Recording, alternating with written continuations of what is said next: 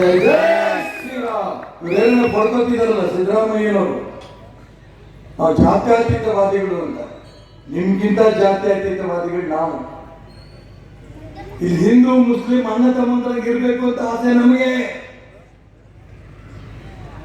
ಹಿಂದೂ ದೇವಸ್ಥಾನವನ್ನು ಹೊಡೆದು ಮಸೀದಿ ಕಟ್ಟಿದ್ರೆ ಅಲ್ಲಿ ಮರ್ಯಾದೆಯಿಂದ ವಾಪಸ್ ತಕ್ಕೊಳ್ಳಿ, ಅಲ್ಲಿ ನಮ್ಮ ದೇವಸ್ಥಾನ ಕಟ್ಕೋತೀವಿ.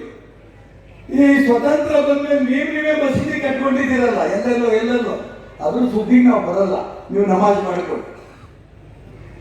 ನಮ್ಮ ದೇವಸ್ಥಾನ ಮುಟ್ಟಿದಿರಲ್ಲ, ಕದ್ದು ಮುಚ್ಚೆ ಆಗಿದೆಲ್ಲ. ಇದು ಆರಂಭ.